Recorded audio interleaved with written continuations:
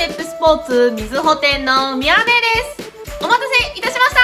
た。シューズの軽さランキングの第2弾をご紹介いたします。新しく登場したシューズを入れてランキングを更新しました。前回が去年の7月に動画を撮らせていただいたんですけども、あれから多くの新しいモデルが登場しています。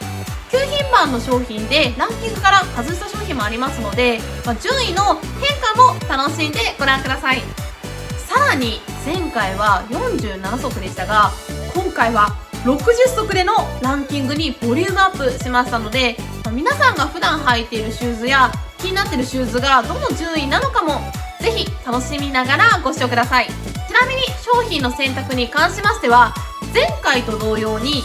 1、撮影日時点でステップスポーツ各店およびステップの通販サイトにて現在発売中の商品から宮根が気になるシューズをピックアップさせていただいております。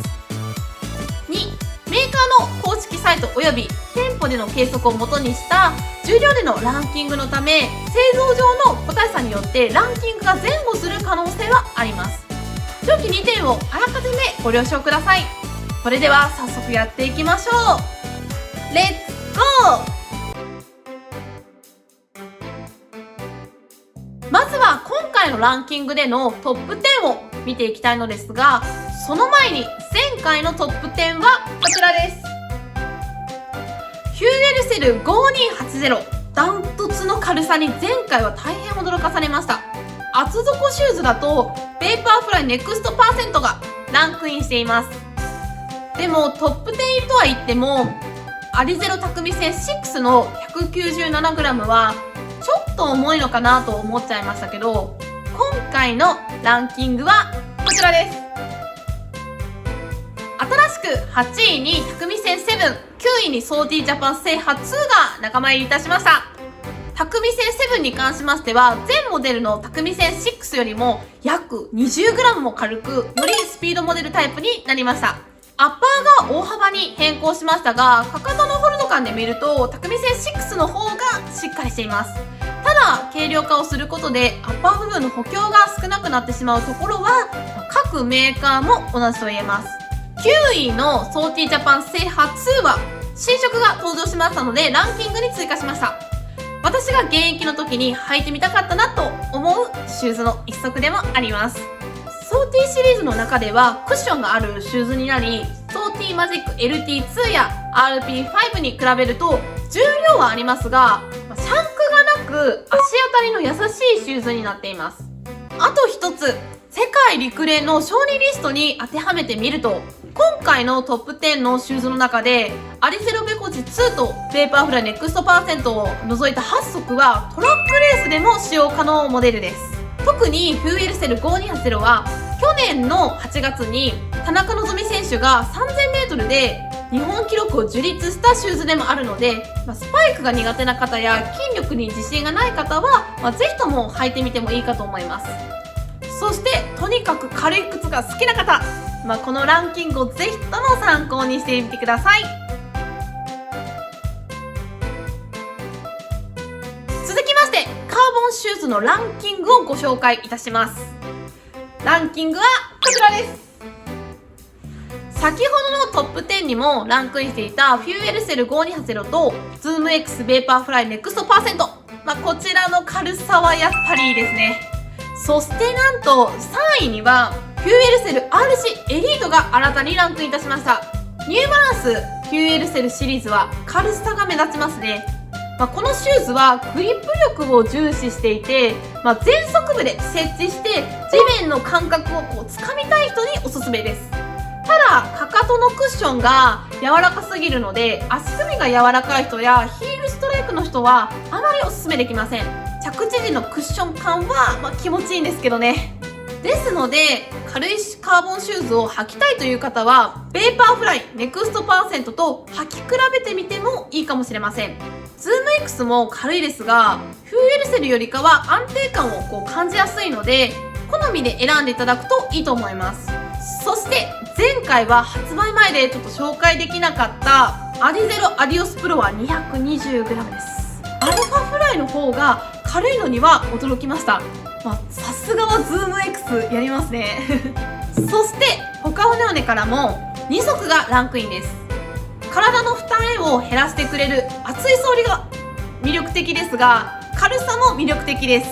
カーボン X2 に関しましては、モデルチェンジ後かかとのホールド感も良くなりましたし、フィット感が上がりましたので、前作が苦手だったという方もぜひ一度履いてみてほしいです。ただホカオネオネのシューズは軽さを出すためにアウトソールのラバーをちょっと減らしています。接地面積が広いので滑りにくく、安定感はいい感じですけど、耐久性だけは少し不安があります。でもそう言ってもこのランキングにある商品自体が、レース本番のことを想定していますので、どのシューズも耐久性というよりかはパフォーマンスを重視したモデルばかりです。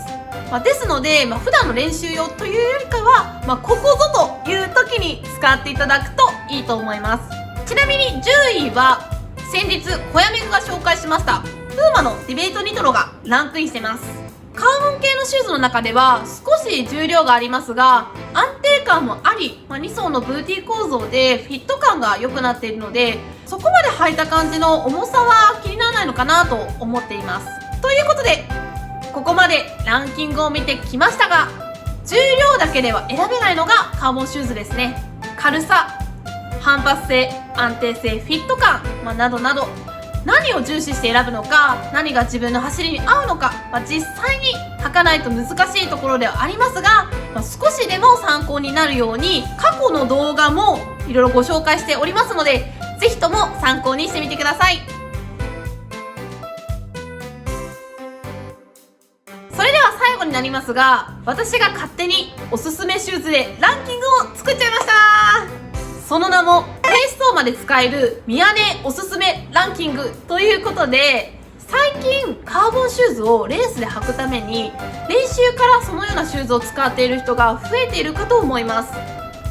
インターバルトレーニングや、レースペースでのトレーニングをする場合でしたらいいとは思いますが、足を鍛えて効率の良いトレーニングをするためにはカーボンの入っていないシューズとトレーニングごとに分けて使っていただいた方が断然おすすめです。厚底シューズを履く上で、タイムを上げることはもちろんですが、疲労を軽減したいという理由で履く人も多いかと思います。でもそれだと十分に筋力や接地感を鍛えられません。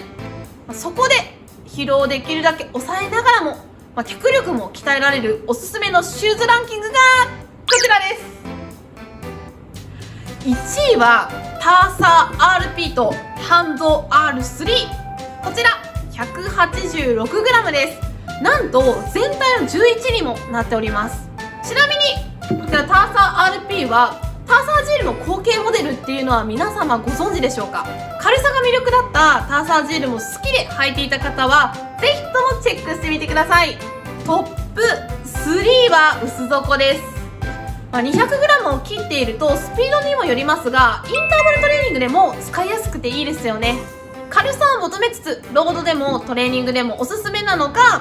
4位のアディゼロ RC2 と5位のハンゾー T3 です。軽さはもちろんですがクッション性と安定性も抜群でコストパフォーマンスに優れているシューズです。学生のトレーニングではほぼ毎日練習しますよね。早い人だと 2,3 ヶ月でシューズって寿命が来てしまいます。靴の耐久性でお悩みの方は、陸上部だけではなく、他の部活動で、走るトレーニングもぜひとも使っていただほしいモデルになっております。7位はリンコン2、見た目は厚底シューズですが、軽くて低走にもおすすめです。詳しくは私が以前紹介しておりますのでぜひそちらをご覧ください。そして10位はライトレーサー2で 232g、 軽くて安定感、そして耐久性もありコストパフォーマンスに優れているシューズですね。実は私が現役の頃キロ4分を切るくらいでクリソにも使っていたシューズになります。男性だったら3分半はもちろん3分近くまでペースを上げて使っていただけるのではないかなと思います。学生には定番のシューズです。今回の10足は時にはインターバル、そしてペース走で使っていただけるシューズです。他にも選び方としては、ジョグや LS3 にはあえて重たいシューズを選ぶのも一つポイントです。本番でより軽く感じることができます。自分なりの目的を持ってシューズを選ぶことでまた違った結果が得られると思いますので、いろいろと試してみるのもおすすめです。ぜひ参考にしてみてください。最後までご視聴ありがとうございました。皆さんいかがでしたでしょうか。前回よりもシューズが増えましたが、各メーカーでモデルチェンジをして、さらに軽くなっているものが多いですよね。私が現役の頃より、軽いシューズがたくさんあります。重量があるといっても、ほとんど 300g を切ってきてます。その中で 300g に近いシューズはサポートが多いものも多いため、マラソン完走を目指す人や、これからランニングを始める方には特におすすめです。最後になりますが、シューズ選びは重量だけがポイントではありません。人それぞれの悩みに応じて選ぶポイントが違ってきますので、この動画は一つの参考にしていただければ嬉しいです。それではこの動画につきまして、高評価、低評価、コメント、チャンネル登録ぜひともよろしくお願いいたします。それではまたの機会に、さよなら、また見てはんよー。はい、最後までご視聴ありがとうございました。テップスポーツカナダ店のマキです。はい、ありがとうございます。皆さん、お鍋論争、様々な意見ありがとうございました。ご飯派の皆様、マイベストフレンドです。で、カナダはどういうわけかおでんが人気みたいでして、で、お店の前にも一個おでん屋さんあるんですけども、連日行列ですね。ただ、石川県民そんなにおでん食べるかっていうと、そこまで食べないんですよね。日頃出るは出るんですけども、金沢おでんって有名になるほどかっていうと、っていう感じなんですよ。なんでこういう風に人気が出てるのか、ちょっと個人的にはわからないです。皆さん教えてください。ただ、石川県に来たらぜひ8番ラーメン食べてください。ではまた次回の動画でお会いしましょう。最後までご視聴ありがとうございました。